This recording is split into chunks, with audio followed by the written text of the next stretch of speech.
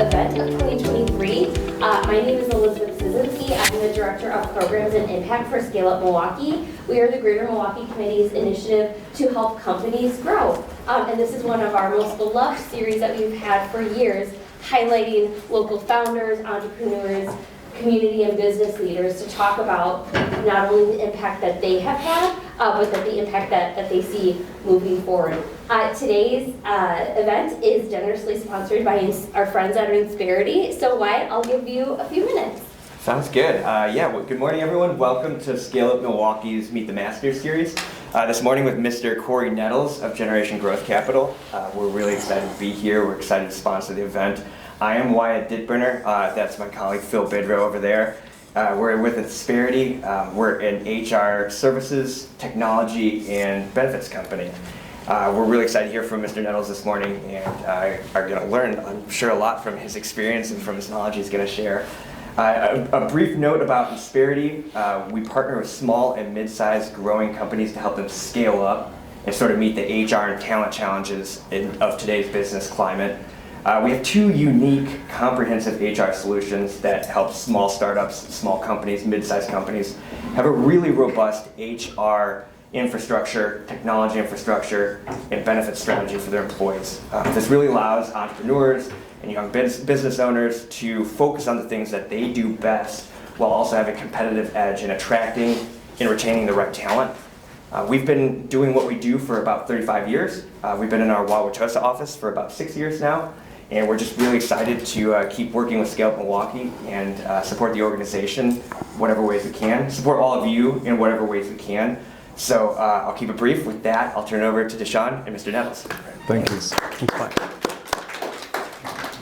And thanks for the little plug about Scale Up and scaling up. And so for those of you that know what Scale Up is, it's about transformational growth, and it is an initiative of the Greater Milwaukee Committee. So thank you for being here today. Thank you for Cory being here. This is one of our fun series. This is something that we like to do and give back to you all and take someone who's been a vital, important person into the community and kind of give back information and things like that. So Cory Nettles is the founding and managing director of GGC, which is the Generational Growth Capital Incorporation. A few things about Cory. He's been a recipient of the 40 Under 40. Most recently, he was Biz Media 275 Most Influential People, businesses in Wisconsin. And he's been honored a few times as African American business leader. If I sit here and name all the boards that he's been on, we'll be here all day, but I'll name a few in no order or one is important than the other. He sits on the board of Black Arts, MKE, the Waco Group, Greater Milwaukee Foundation, Associated Bank. He's also Milwaukee Bucks minority owner with a group called Partners for Community Impact. Some of the boards he's previously sat on, the Boys and Girls Club of Greater Milwaukee, Teach for America, United Way, and again, many, many more. Well, you have to name the Medical College of Wisconsin because our CEO, John Raymond, is sitting there. And so we welcome you today. Again, this is a conversation between me and Cory, but also want to include you all into this conversation as well. It's like when you're at the coffee shop and two people are talking and you're sitting there and you're trying to figure out when's the perfect time to kind of dive in. Is it when they go to the bathroom or when they go up and order something else? But this is that conversation. So if you'd like to chime in, but I'll try to make this into a conversation where you wouldn't want to and you just want to sit back and listen. But at the end, we'll also have some questions for you as well. Some of you do know Cory and some of you don't. So we want to make sure that we give you some information that you don't know, but those that have heard him speak before, give you some better information for him and just kind of give you some more confidence in what Cory does. So Cory, quickly, the Generational Growth Capital. Can you tell us a little bit more about that and what you do within? Yeah, so Generation Growth Capital is a traditional private equity fund. I launched the fund, I started organizing it at the end of 2006. We opened our doors in 2007. We buy, I call them mom and pop plus businesses. These are companies, our sweet spot's probably 20 to 50 million in sales. They've been as low as maybe 10 million, as high as 100 million. And typically we've got the 70-year-old founder of the business who's looking to sell. She's bought a retirement home in Florida or in Arizona, And the kids don't want to go into business. They went to medical school or business school or dental school or whatever, and they don't want to run mom or dad's widget making shop or service business. So they're looking, the owners, the founders are looking to get liquidity. They're looking to sell and get cash to fund their retirements. And those are the kinds of companies that we buy. We look for companies that are really nice platforms for substantial growth. So you're at 25 million, we want to take you to 50. You're at 50, we want to take you to 100. And what we find with these founders is they've started these businesses and they've run them up, built them up to a certain level, and then they're very comfortable. They don't want to take on more risk. They don't want to take on more debt. They don't want to do sales and marketing. They don't want to buy any more equipment and machinery because they have to personally guarantee it. So they've kind of got it to a certain level. It's throwing off $3 or $4 or $5 million a year in profit, and they're really happy with that. But there's a whole lot of opportunity to take those companies up to the next level, but they're not interested in doing that either because of the risk or because they're tired, quite frankly, after 20, 30, 40 years running some of these businesses. So those are the kind of companies that we buy. I got passionate about that space during my time as Commerce Secretary, where I was in hundreds and hundreds of those kind of businesses all across the state, all across the country, all across the world. And everybody likes to talk about the big corporations, but if you're in a city, in a state, the real growth of an economy comes from those small and medium-sized businesses. It's great to have Johnson Controls and Harley Davidson and We Energies and all that. That's terrific. But the real growth of an economy comes from small businesses. So that became my passion. And when I was leaving Department of Commerce as Governor Doyle's secretary, I knew I wanted to cross over into what I thought would be buying one of those kind of businesses and running it. And then I had a group of friends and institutional investors who persuaded me to start a private equity fund. Instead of me buying one company, buy 6 or 7 at a time, start another fund and another fund, et cetera. So we started it in 06, 07 with our first fund. And I'm now in the process literally of, we have launched our 4th fund. I'm out fundraising for our 4th fund. Our investors in our funds are banks, insurance companies, corporations, foundations, and some high net worth families. But that's been our space. In the intervening years, we probably have acquired, 40, 50 companies across the country, bought them, scaled them, sold them, repeat. So that's a little bit about what we do. And then last thing I'll say is that we've invested in all kinds of businesses. Our real sweet spot is specialty manufacturing and value-added distribution. That's really where we focus. Though we've done healthcare, we've done food services, we've done some of everything, but the manufacturing and value-added distribution is really where we're focused. Perfect, thank you.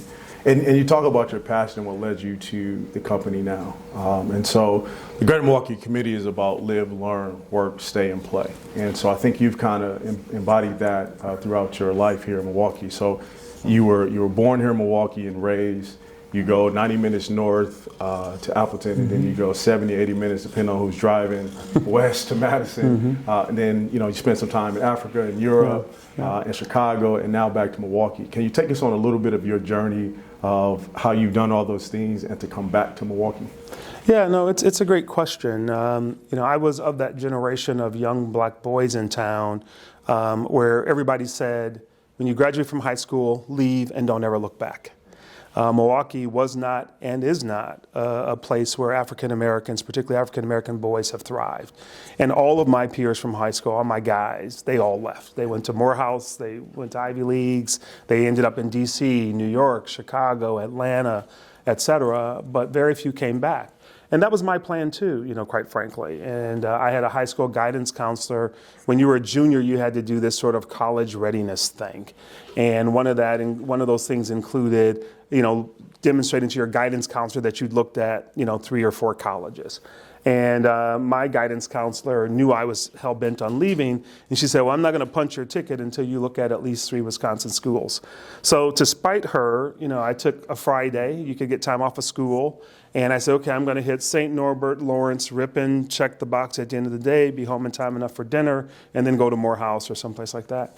So I went up to St. Norbert, and lo and behold, it was the first college campus that I'd set my foot on. I was a first-generation everything, and I fell in love with the place. And they made me an offer on the spot. And I was sure that I was going to go there. And then I went to Lawrence, drove a little bit south to Lawrence, and they made me a better offer on the spot. And then I was sure I was going to go to Lawrence, but then I had to go to Ripon. And the dean of admissions and financial aid had seen my numbers and scores and grades, and he was the one who showed me around, a guy named Steve Syverson. And he said, okay, you were at St. Norbert and you loved it and you're going to go there? Yes. You're here at Lawrence and you're telling me you're going to come here? Yes. And now you're going to St. Norbert next? Or excuse me, down to Ripon? I said, yeah. He said, hold on a moment. No lie. He turns around, he picks up his phone, he dials a number.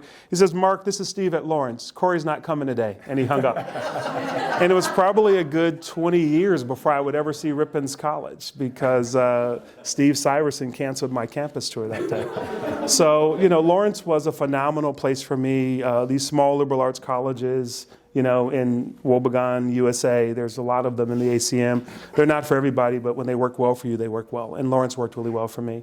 Then it was time for me to go to law school, which I'd always wanted to be a lawyer and a business person. Those were the two things I wanted to be as a kid growing up.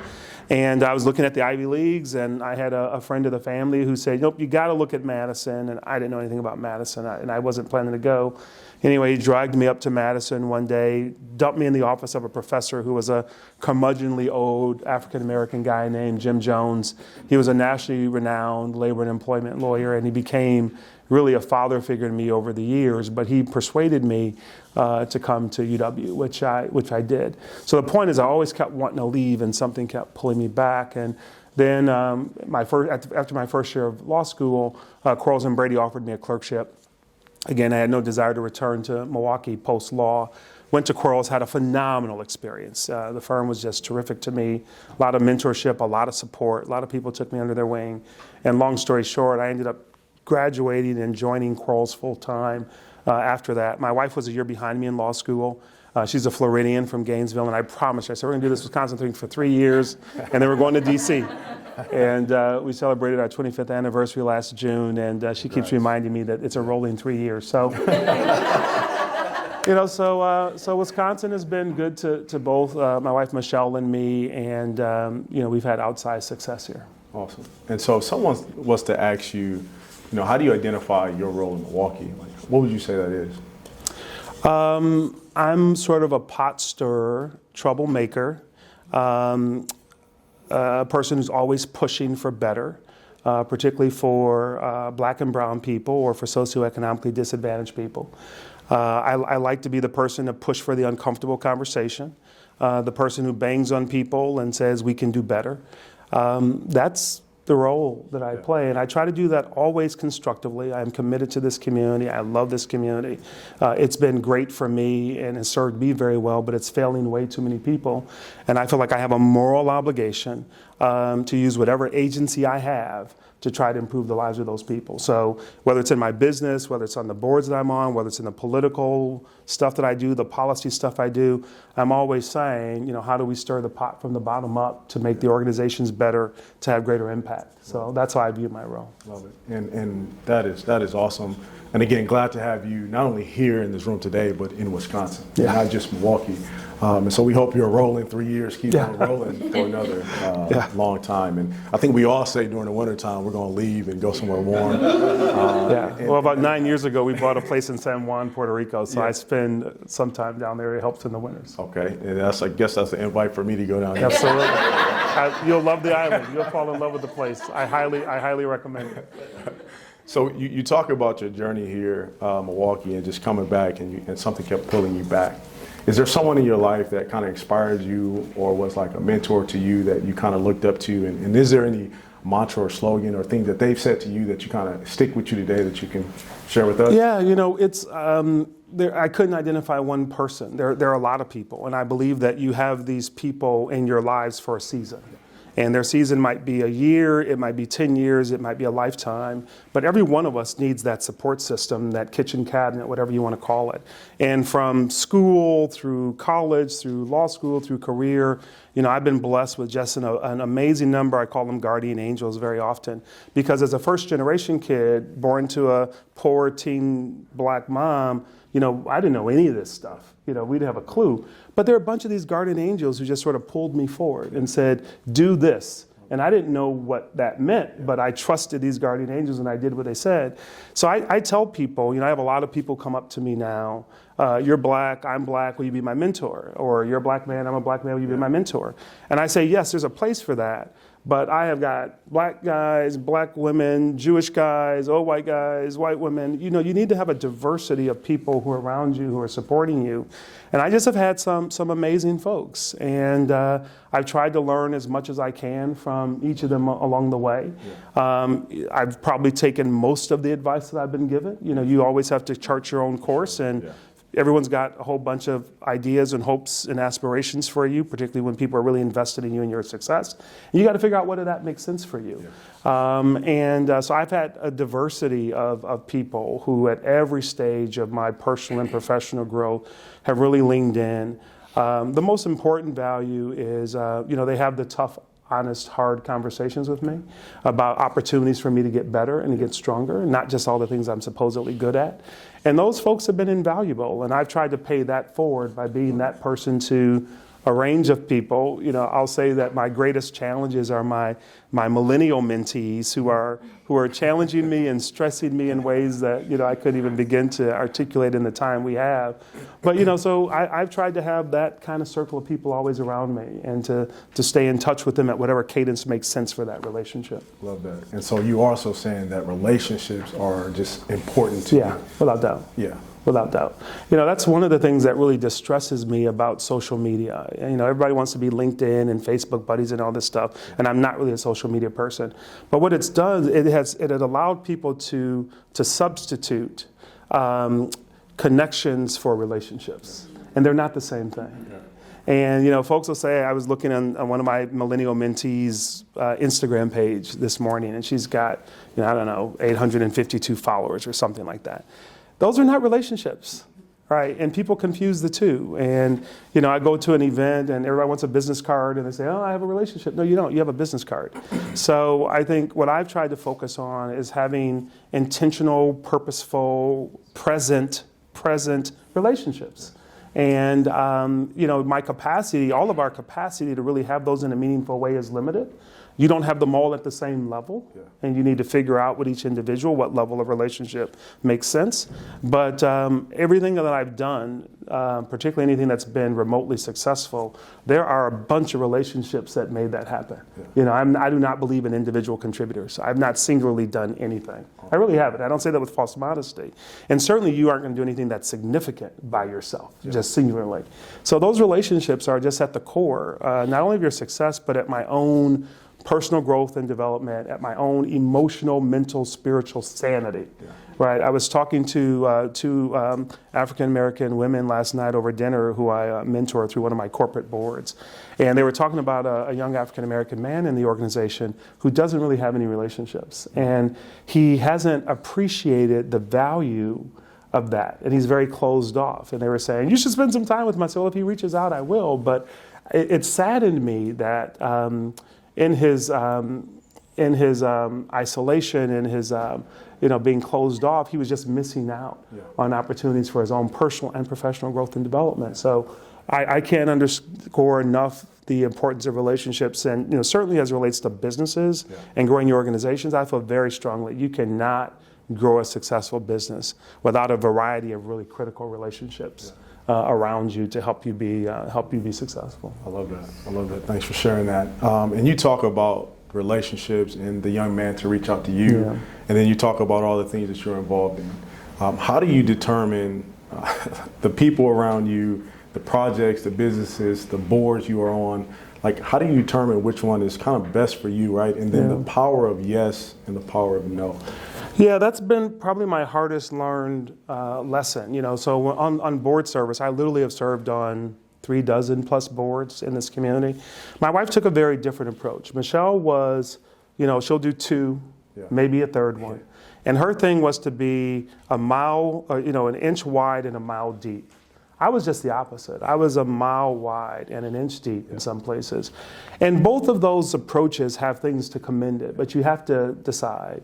And over the last couple years, she and I are very involved in a charter school called Dr. Howard Fuller Collegiate Academy. And I got very focused on clearing my dance card to go deep in this charter school because our theory of change is education. She was born poor, a teen mom, as was I. But for an education, that was a game changer that created wealth for our family and allowed us to have impact. So we really have gone deep there. So it took me a while to learn when yes and when no. And because I have such a heart and spirit for this community and for people, you want to help everybody.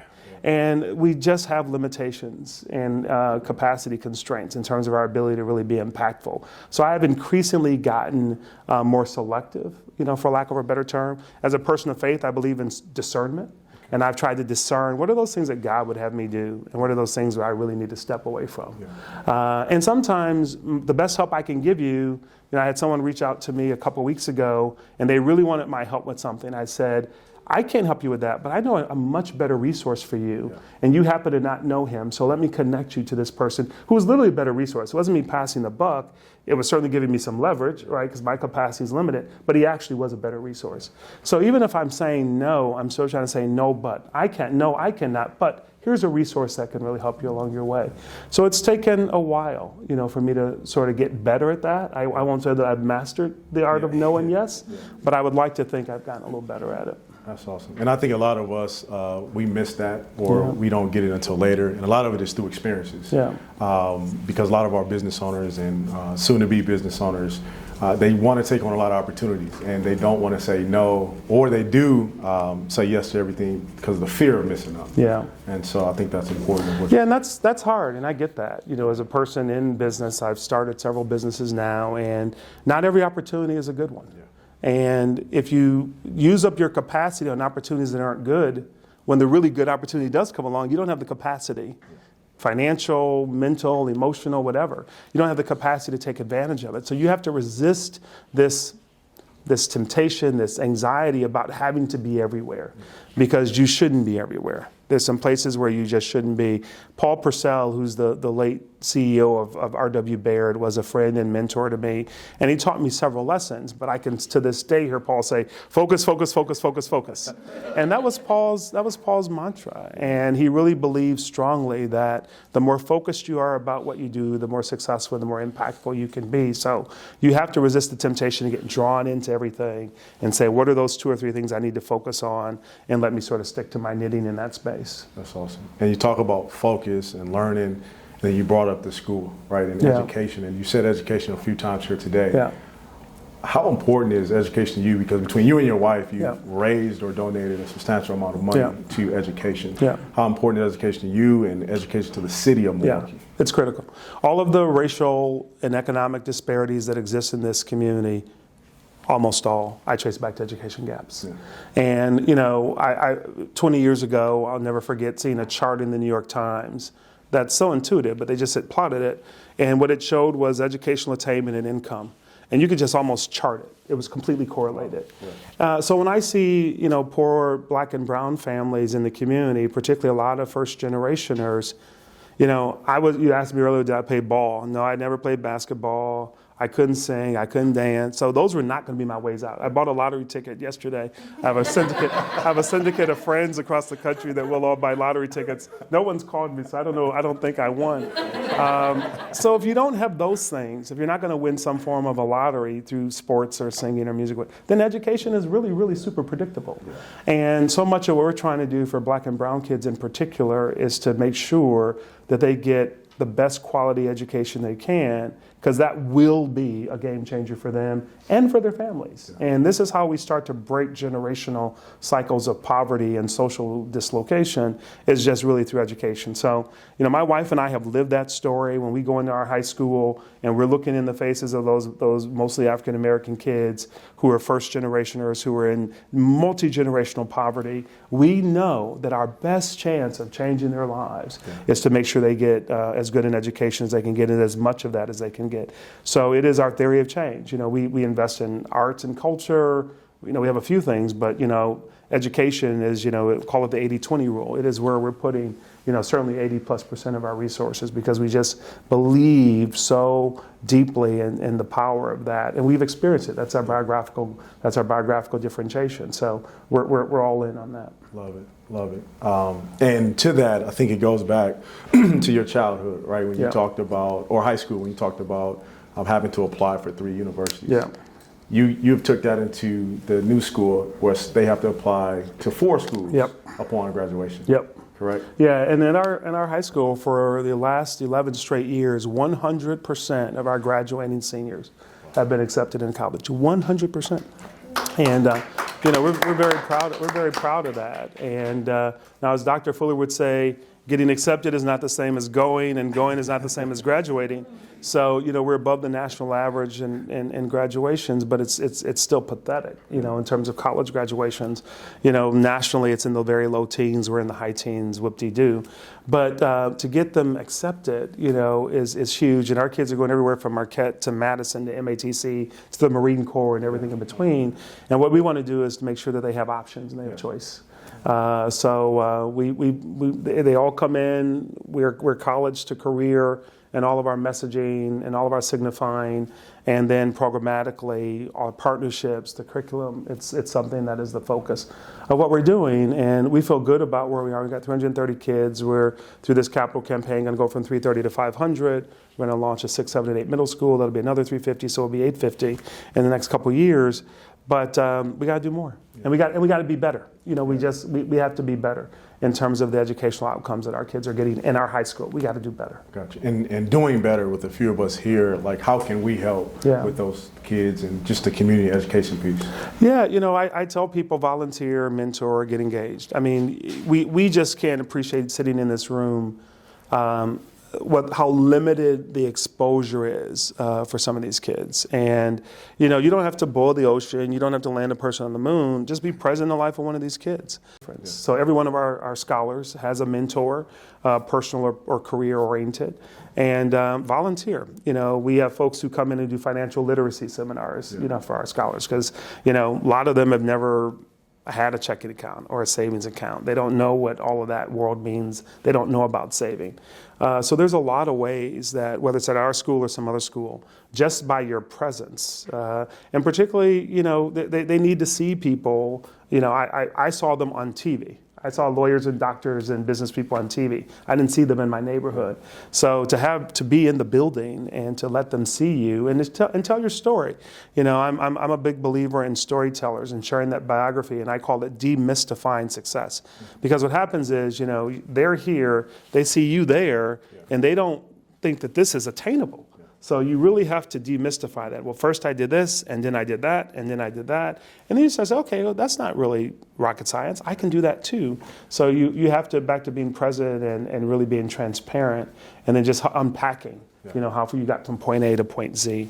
And that is very, very valuable for our kids, but for all disadvantaged kids across the community. Gotcha. Does anyone have any questions on education for Cory? Yeah. Hi, my name is Lillianne Payne. I'm Board 48er. Awesome. I have a question. Great to hear your story, see you in person. What are your thoughts about the state of public health and education? How do we build a potential workforce to impact those, what we're experiencing? The pandemic, we revealed a lot. Yeah, it did. And, Dr. Raymond sitting in the back of the room, I served on his board for 16 years. He threw me off this past June 30th. I had the opportunity to be board chair there. And, certainly one of the things that, Dr. Raymond really led was this conversation about the social determinants of health. And part of what we learned through that conversation as an institution, and what I think the country's coming to understand, is if you look at someone's overall bar chart, clinical health care in terms of your overall wellness is a really small piece of it. It's all the social stuff. It's your education. It's workforce development. It's transportation. It's food scarcity. So we're in this process of having this different conversation. The other thing about the pandemic, when we were talking about the social determinants of health, we were trying to understand, how do you take that from an abstraction? And I tell people, it became less abstract for me when I looked at the first several deaths in Milwaukee County were Black and brown people, because those were frontline people who still had to go when the rest of us were quarantining. So you start to see all of these challenges in healthcare We have a crisis now in healthcare in a lot of different ways, but certainly on the human capital side, which is what you're getting to. Whether it's nursing shortages, I mean, all up and down the staffing. People are burned out and fatigued, so they're leaving the profession. People are retiring from the profession. Pipeline coming in is getting tight. So it's a challenge. So we have to be intentional about pipeline programs for younger people, on their way into the profession. They've got great pipeline programs at MCW. My wife and I have supported some of those, particularly around ethnic minority students. But we got to talk to more of our youth about what these career paths can be. People are looking to repurpose themselves in their careers. Anybody who wants to be a nurse today will, at 25 years old, will write his or her ticket for a career, because we're going to have nursing shortages in this country for a lifetime. So we have to talk to people about what these career opportunities are, and then as a society, we have to understand the kind of stresses that these folks are under. And I was reading about a hospital that was having some challenges in our community on the north side, and they were at staffing crisis levels, which was ultimately affecting, not surprisingly, the quality of care. So we have to be mindful of what the stresses are that people in the industry are under. But for me, it all comes back to sort of pipeline programming on the front end and getting more people in. And I would especially say diverse people, because when you've got diverse patients, my primary doc, who's a white guy, is a terrific doctor, Dr. Mark Lotus. He's the head of clinical practice at Frederick Medical College, Wisconsin. So he and I relate very, very well. But, my grandmama, when she's laying in that patient bed and a Dr. Lotus is there, that doesn't always relate or resonate with her. So we need diverse healthcare professionals who have the ability to, whether it's build trust or confidence or whatever. So we got to grow all of it, but we certainly have to focus on growing the diverse pipeline. I hope that got to your question. I already knew the answer. Oh, okay. You just say it. How'd I do? How'd I do? What did I miss? Well, you answered it well with the framework of social determinants of health, with Johnson Foundation. It's done a great job of helping people build that lexicon. I served on the Governor's Health Equity Council. That was a lot of our discussion as members to take it up a notch. It's what does not just cultural humility for patient care, but as workers and peers, what does that look like? Absolutely. And the same thing, by the way, over in education. As we think about teachers and what that pipeline looks like, that's a whole nother conversation, but yeah. And I think that's a great question, and leads to the next one. You spent some time in diversifying workplaces, right? Like, what does that mean, and how can companies start to diversify their workplace? And is it just black and white, or is it gender? No, it's all of it. Education? It's all of it. Yeah. And I think the thing that annoys me the most about this conversation, back in the civil rights era, when they were talking about diversity, they didn't use that language. They said affirmative action meant to stop stopping people, right? And I think that when we talk about this diversity conversation, let's just stop stopping people. Let's figure out what biases do we have in our organizations and our processes that are blocking people. And then you have to become intentional about your effort. So I guess a year and a half ago, I was the vice chair of the board of Lawrence University. I'm the chair of the board today. Our president, Mark Burstein, who was a terrific president and became a friend of mine, through COVID burnout and family issues, said he wanted to retire. I led the national search for the new president of Lawrence University. Lawrence University is a small liberal arts school, 1,500 students, 95% white. Not actually, but a white school. And when I hired our search firm, I gave them a couple charges. I said, one, I want you to go find me an outstanding candidate pool. And two, my finalists panel has to be 50% diverse, or it's going to be a failed search. And I chaired that committee. And the amount of diversity that we had in that candidate pool was amazing. The candidate that we ultimately hired was an African-American woman. There is no doubt in my mind that she was the number two was like a distant number two, So it wasn't even close. And it was just because we were intentional and we were thoughtful and we were deliberate. We didn't compromise at all on standards, which is one of the greatest misnomers around this conversation. But we were intentional and deliberate. And I said to my search firm, don't go look in the usual places, because the usual places are like all white. So what do we do about going and looking in some of the unusual places? She didn't apply, this president didn't apply for the job.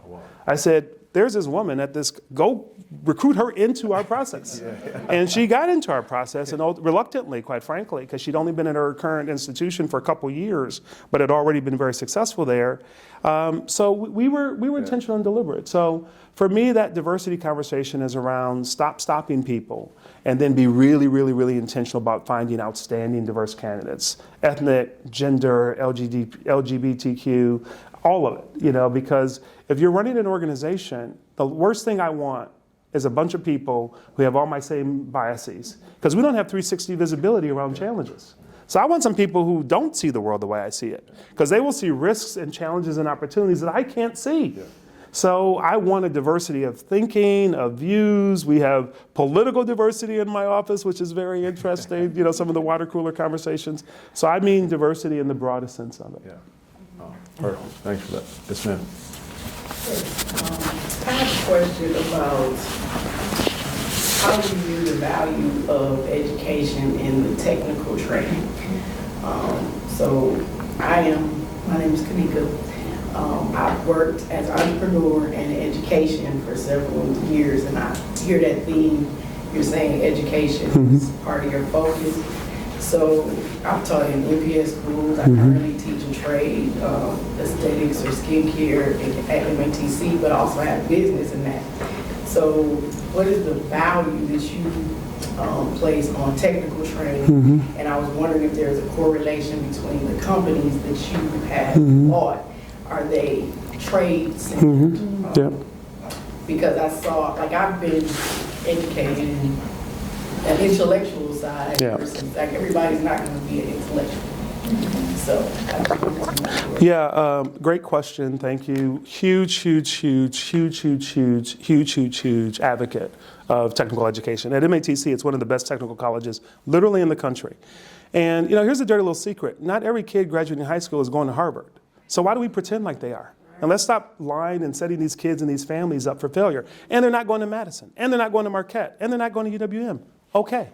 My goal is that they come out of high school, and out of whatever comes after that, skilled to be self-sufficient and productive citizens.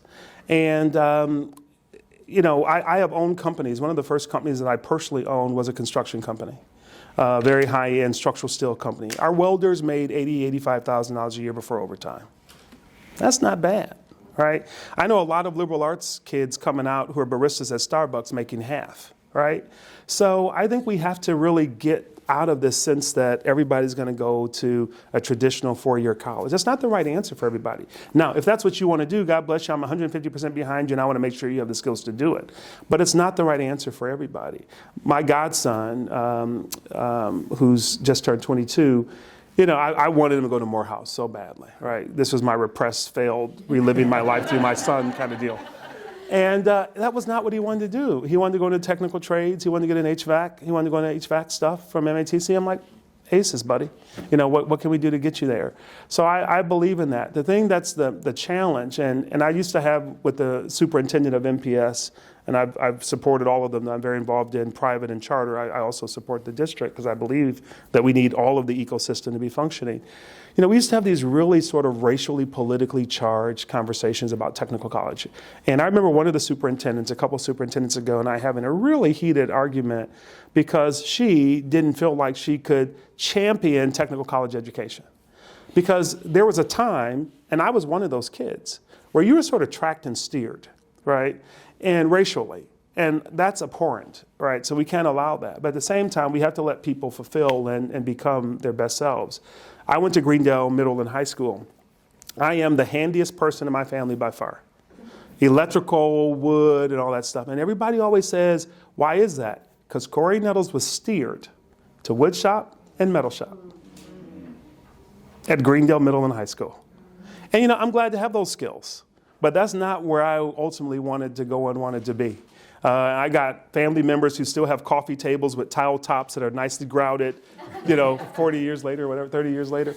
But, so we got to figure out. And, our society needs all of these skills. If you go into a hospital, there's some people who are Dr. So-and-so from Harvard, but you need some med techs and we need dental techs. We need a lot of technically trained people who can lead very productive and fulfilled lives. So, big fan.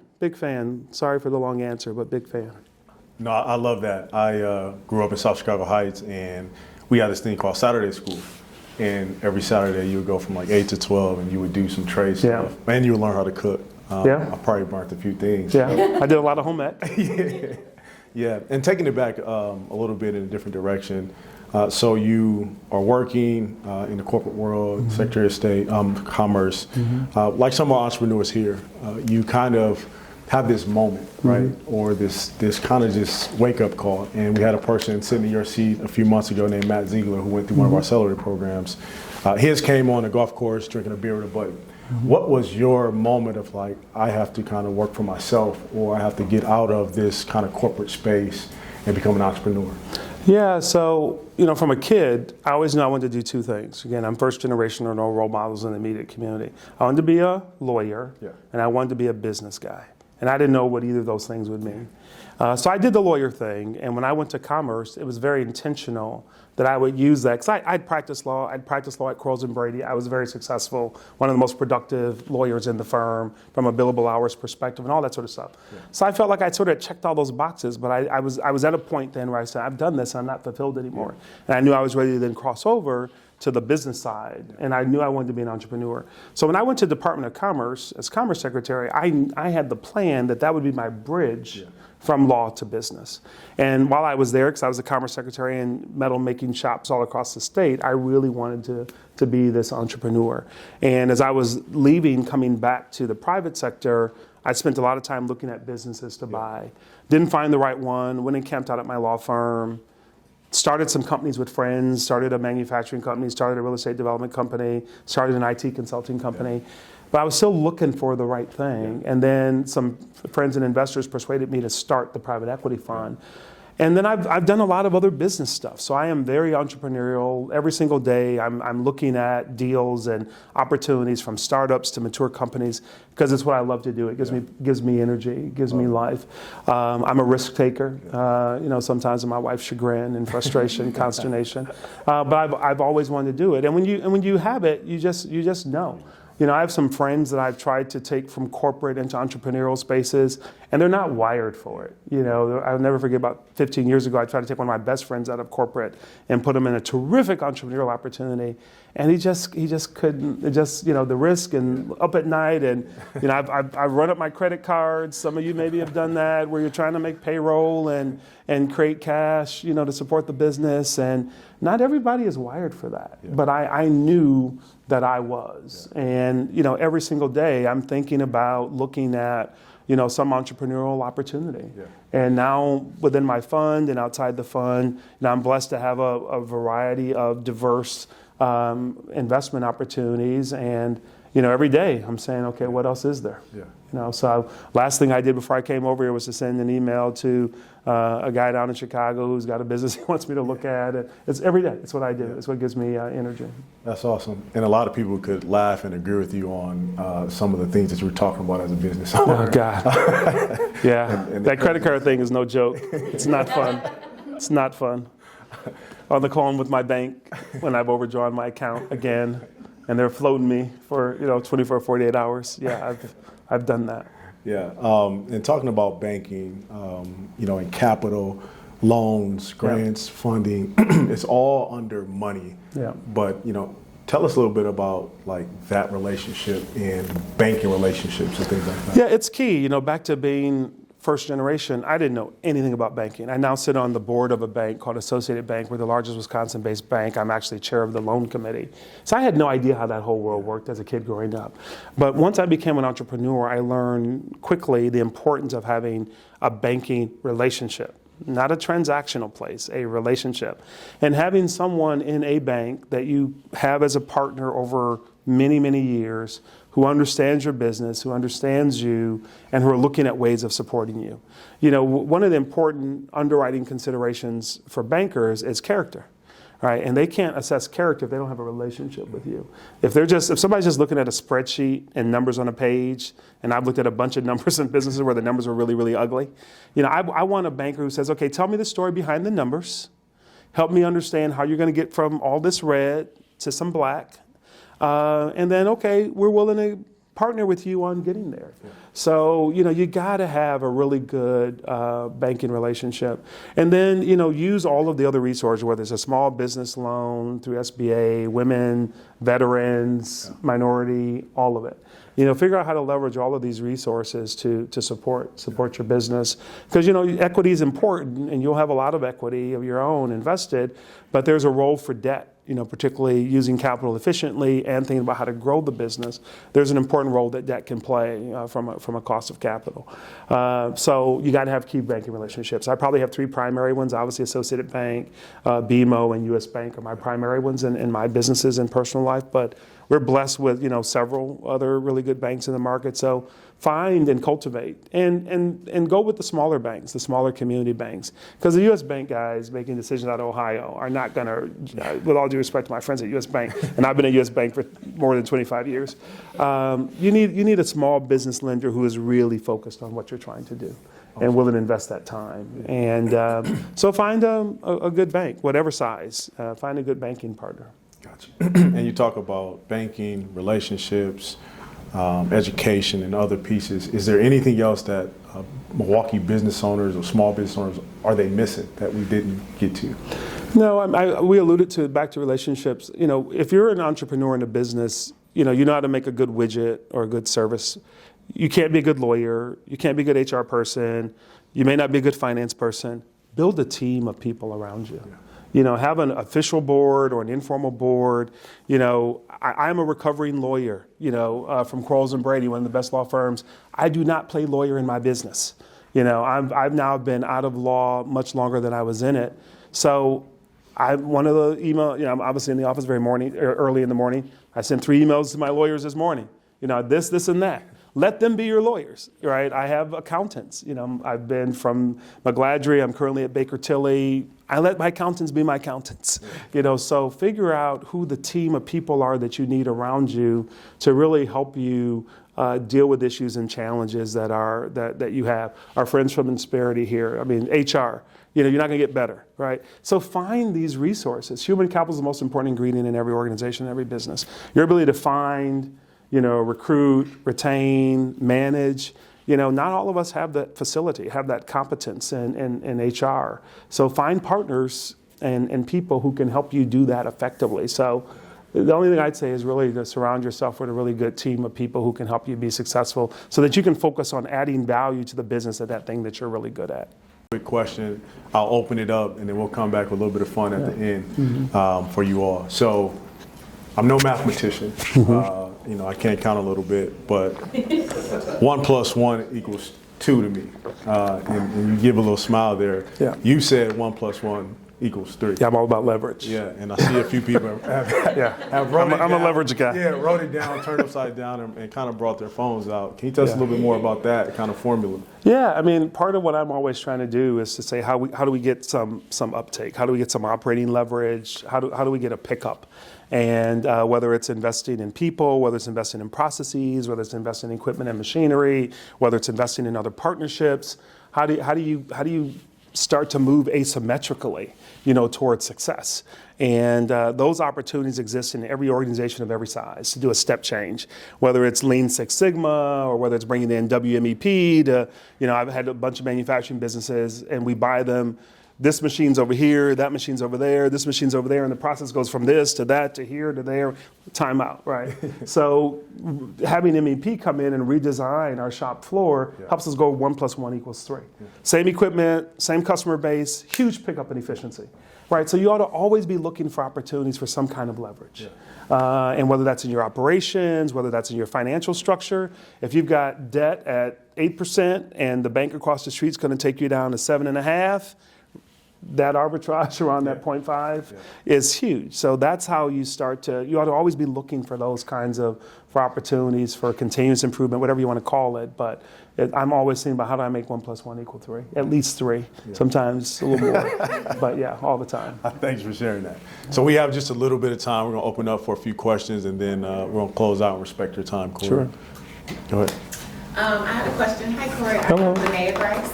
I have a question about just charity. I often see sponsored by Cory and Michelle Yeah. Nettles in the community. Yeah. And just would love to hear the importance of charity to you and your wife, the intentionality behind it, why it's important, why it should be important to us as entrepreneurs. Yeah, no, thanks for that. You know, as I said earlier, my wife and I are both people of faith. We were both raised by our grandmothers, you know, my wife through adulthood, me for several years of my life. And, you know, my grandmother would always take me to that biblical maxim, to whom much is given, much is required. And, you know, we are always very, very mindful that we stand on the shoulders of a lot of other people who made our, quote, success possible. And we have a very strong moral obligation to pay that forward. And we started, you know, tithing in our church early, and then our philanthropy has grown and diversified, you know, over the years. And it is core to our values. The first wealth management team that my wife and I were looking to hire came to meet us at my office one day. It was 7:30 in the morning. Because it was at my office, I was in early, and they came in, and then my wife came in characteristically a couple minutes late. And there was two things that got them fired before they were hired. Number one is there was no diversity in their team. It was 3 or 4 white men, and that did not sit well with my wife, and she told them that pretty bluntly. But the other thing before we got to that is they said, we've looked at your questionnaire that you filled out, and we have some ideas for you about your investing. The first thing we need to tell you is that you guys are giving way too much money to charity. And what we tell people is conserve and build their wealth until you're 70 or whatever, and then give it away. And we really feel very strongly that you guys are making a mistake in building your wealth because you're over-indexing grossly in your philanthropy. And between the diversity and their view of charity, it got them not hired. And what my wife said is, you guys clearly don't understand us. You don't understand where we've come from. You don't understand our biography. You don't understand our narrative. You don't understand our history. And so we can't work with you. You know, if you get some diversity in your team, you have the opportunity to come back and we'll reconsider. But today we're not hiring you. So this philanthropy charity thing is huge. You know, there was a period of time where we were giving away a full salary. You know, now my wife makes so much money, it's not a full salary anymore. But, you know, it's always been key, you know, to who we are. And again, as people of faith, you know, I've not tried to quantify this, but whatever we've given away has come back many-fold. It really has. I mean, we've not hurted or wanted for anything ever because of our charity. And quite frankly, we're always saying we should do more. We should do more. We should do more. You know, we did 7 figures in the capital campaign for this charter high school. We should do more. Milwaukee Film came to us. We said, if we can connect that to our high school and get some leverage, you know, we'll do a 6-figure gift there. So we're committed to that. Medical College of Wisconsin, Social Determinants of Health. They have a professor, a doctor there named Dr. Linda Neghetti, doing amazing work in the community. You know, let's inaugurate a chair for him at the Medical College of Wisconsin to continue to do this work on social determinants of health. So it is key, you know, to who we are and our role in this community, and it's our small way of trying to pay forward, you know, some of you know, the blessings that we've realized. Great question. Yes, sir. Great discussion, gentlemen. Brian Deneve, I'm a Gen Xer looking to start a business that will presumably hire some baristas. You did mention the mentees that are millennials, how they challenged you. Presumably I'll hire some of those that age, or maybe Gen Zs. Just can we talk more about that and how they challenge you? Yeah, so, you know, one, I'm an old soul, and I'm a Gen Xer. So, you know, we were sort of taught, come in, keep your head down, do your work, get your reps, and over time, that'll take care of itself. And, you know, I believed in like the system and in the establishment and in the process. They're not with any of that, right? You know, they'll tell you that they're qualified today to have your job, you know, even though they started yesterday. They're not buying into any of this stuff. They're not buying into this, keep your head down, wait your turn, you know, how they use technology, how they use social media. It's a very, very different approach to life. It's going to be interesting, you know, to see, you know, because I'm a person of faith, there's a biblical scripture that says wiser and weaker. And, you know, I've had these knockdown, dragged out, screaming contests with some of these mentees. And like, gosh, you know, maybe that'll work, and I don't know that that'll work, but here's what I know will work. And I respect that there are people they're coming at the world from a very different place where everything is subject to question. Everything is subject to challenge. There are no givens, there are no takens. All of it is a jump ball. And I guess I respect that. But as a person who's at the end of the day an institutionalist, it's hard for me to wrap my mind around a scenario under which you can really be successful by saying, I'm going to burn down the entire citadel, right? Yeah, there's some people who step out and who do things outside of the order. Elon Musk, Mark Zuckerberg. Yes, there's some of those kind of people who are just transforming the whole playing field. God bless them. We need those kind of creative innovators. But most of us are schleps who just kind of show up every day and do our work and punch our ticket.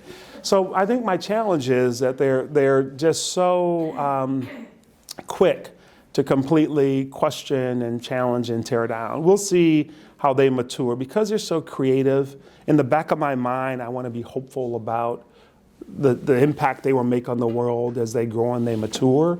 But like in that 25 to 30, 35 range, they're giving me hell.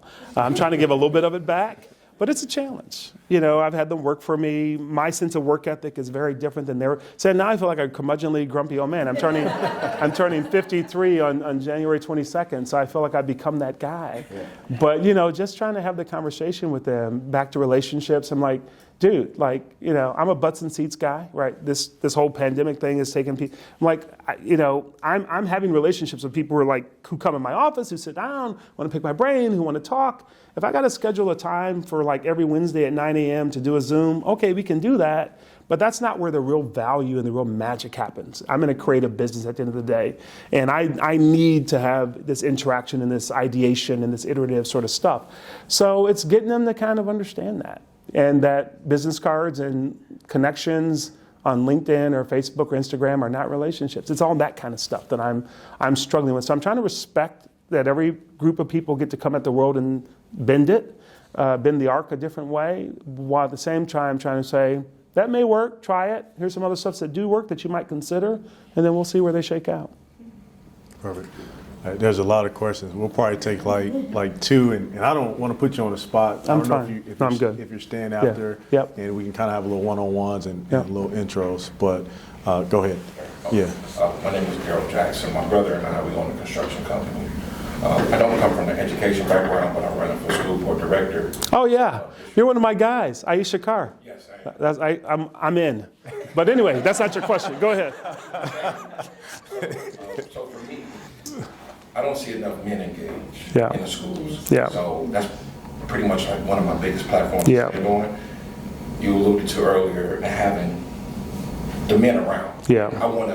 How can I bring the men, and not just get them there, but keep them there Yeah. on a day-to-day? As we know, men are not in the church. Yeah. So we also know men are not involved at home and in school. Yeah. So in having men engage on a more day-to-day basis, Yeah. in my opinion, will do a lot of justice in the schools. For one, make the teachers as well as the students a lot safer. Yeah. Just give the young men somebody to look up to, somebody to reach out, instead of just the man on the block or the dude on TV who I cannot touch. Yeah. How can I bring that back, or bring it, or reinstitute it? Yeah, no, I'm with that, and not just for the young men, for the young women too, by the way, because there's a lot of data on the importance of the relationship between daughters and daddies, right? So it's really both of those. And in terms of like tactics, but what I've done is I have cohorts of black men who are friends. We support each other personally and professionally. We engage in the community together, and we hold each other accountable for that engagement. So I'd encourage you to kind of build a couple cohorts of a half a dozen, and then decide that you're going to do some things, whether it's going to be in the school, whether it's going to be in nonprofits on the block, whether it's going to be in the neighborhood, and just have these cohorts. And it's okay, what do we agree to do? Did we do what we said we were going to do? Who's not keeping up? You know, there's one guy in one of my groups that we have to spend a lot of time holding accountable because he's always busy, right? Like all of us are. So I would take a cohort approach, and because there is a need. I mean, Milwaukee has a problem of black men, you know, many of whom are struggling. Like I said, the data shows that this city is the worst for African Americans in the country on many, many, many metrics, and particularly for African American men. So we have to figure out how to change that narrative, but it affects the supply of people available to us to do this work. And in our school at Howard Fuller Collegiate Academy, we're very intentional about having black men sort of present, visible, engaged. Dr. Fuller's there every single day. I try to get there as often as I can. One of my law school classmates didn't go into law. He went into community work, so he's been at the school since it was founded. A guy named Kwame Green. So we've been intentional about trying to bring people in and around it. And but then we also, the principal emailed me yesterday and said, I need 4 internships, 2 in construction, and then 2 in real estate development. So I reached out to 2 black men, one of whom runs a construction firm, a guy named James Phelps, and said, you got to take 2 interns, and then 2 black men in real estate development, Kevin Newell and Terrell Walters, said, you guys got to take 2 interns. So finding these people and getting them to step up, because I think people will if you engage them, but we got to hold each other accountable for being consistent. Yeah, great question. You can count me in too, man. I do a lot of grassroots youth development stuff. So yeah, I'm gonna go to you, and then I'm gonna finish with you. Is that okay? Garrett Gavitz. I'm a Web3 entrepreneur, and I was just going to kind of echo just a follow-up question on Sean's statement about millennials basically, wanting to burn down the Citadel. Yeah. He said, how do we get people who feel kind of failed by institutions to buy back in and move away from revolution to building in parallel, I guess, and figuring out how to kind of marry those 2 back together as we sort of reinvent institutions? Yeah, I think for me it's to find examples of institutions that are being successful at doing something differently. Right, so I talked about the Medical College of Wisconsin. Dr. Raymond brought us to this conversation about the social determinants of health. That was a very different conversation for that institution, right? So you could be a black or brown person and be really angry that the Medical College of Wisconsin is not responding to the real needs of the community. Well, here's an institution that decided to do something a little differently. So I think you've got to find those institutions that are trying to do things a little differently and then tip those up and say, here's an example of somebody that is. Let's see if we can get engaged, and then be the change that you want to see, to that millennial. So I always challenge them. It's easy to sit on the sidelines and criticize and complain and go, okay, and then I will work with you. Tell me where you want to make a difference, and I will work with you to go to that place and try to make a difference. And if that's at the Y or at the Boys and Girls Club, at your church, or at your business. So I think you have to show some examples of people who are doing things a little different. And there's a lot of those examples, quite frankly. And then say, okay, where do you want to fit in? And I will help you do that. And then I think if they start to see that there's some opportunities to have a voice and to have agency and to make a difference and make an impact, and there are some places where they're going to do things differently and not just be a cog in the machine that gets ground down, which is their narrative, I hope that is an opportunity to sort of re-engage them. That's what I've been doing. So, and I've got one young lady who turned 29 a few weeks ago, and she wants to be an entrepreneur. She's got her day job. She doesn't believe her day job is going to help her create the kind of wealth that she wants. She's a counselor. She's a therapist, graduated at Marquette with a master's, and she's like, that's not going to work. The 60 grand, 70 grand I make doing this isn't going to work. I want to create wealth. So she wants to do real estate development. So I'm like, okay, we'll figure out how to do that as a change for you. So I think you got to help them find those places where there are opportunities to make change, and they can see that it's happening, right? And then maybe that's a way of saying it's not all bad. There are some bright spots, some points of light and hope, and then see where they want to plug in, and then support them in doing that, because they really don't know, right? Contrary to what they think, they really don't know. So then how do you help them be successful in making those changes? Last question. Hi, my name is Miranda. I'm an urban redevelopment expert, and in the last couple of years, I've started several multi-million-dollar companies. I recently started one here in Milwaukee, and we've encountered a lot of discrimination in banking. Can you tell me how you can deal with that? Yeah, so that's a good question. I certainly would be talking to the leadership of the bank. Particularly if it were an associated bank, I don't want you to talk to me, as a board member there who's very engaged. But I would try to talk to the senior most leadership there. The Department of Financial Institutions is the state agency that regulates banks. Most banks also have a federal charger or to something called the OCC, for example. So I think there are opportunities to constructively have multiple conversations to say you think that some decisions were being made that were race-based. Now, the good news is banking is so heavily regulated that there's a lot of data, right? And we at our bank, every bank has to report out their data. How many loans were approved? How many loans were denied? What's the financial, ethnic, racial, gender? So you can do regression analyses pretty quickly to find out if a bank is over or under indexing in a particular population served, right? Location-based. They don't want to run to where we do redevelopment. We hear, oh, not in that neighborhood, go over here, go over there, look over here. I spent 20 years in DC and Baltimore doing urban redevelopment, and I never had that. But here, Yeah, so I would find a bank so banks have what's called CRA requirements, Community Reinvestment Act requirements, where we are required by law to invest in those places where some people think we shouldn't. So I'd be back to their leadership and their regulators saying, help me understand how you're meeting your CRA requirements when you're not investing in these kind of communities and neighborhoods. So help me understand how you're meeting those requirements. Because every year, we have a CRA process and requirement where we're reviewed. So there are ways, I think, to tip that up. And then on the flip side of it, find those banks that are enlightened, that are informed, that are leaning forward. Often they're community banks, often they're credit unions that are willing to do work in the communities where you're trying to do business. I'm very involved personally in urban real estate redevelopment, whether it's on Martin Luther King Drive or up on 91st and Brown Deer. I'm very passionate about urban real estate and development. I mentor a young man who's built a hell of a firm in urban real estate. So there are people on all sides who are engaged constructively. So I would try to tip up those people who are not doing it, and then I would try to find the partners who are. And hopefully between that twin approach, you can find the partner that's the right partner for you. Perfect. thank you. Yeah, thank you. So I have about 57 seconds left. Jeez. And we went over maybe 2 or 3 minutes. Okay. And I'm going to put you on the spot for these last couple of quick questions. Okay. What board that you currently serve on, have served on, has been the most fun for you? Most fun? Yeah. That's hard. I'm going to say Summerfest, Milwaukee Road Festival. Awesome. We have the largest outdoor musical festival in the world. I was on a call with them yesterday, and it's hard to not love Summerfest. Gotcha. Love it. And you've won a lot of awards. What is the award that you've been recognized for that means the most to you? Ooh.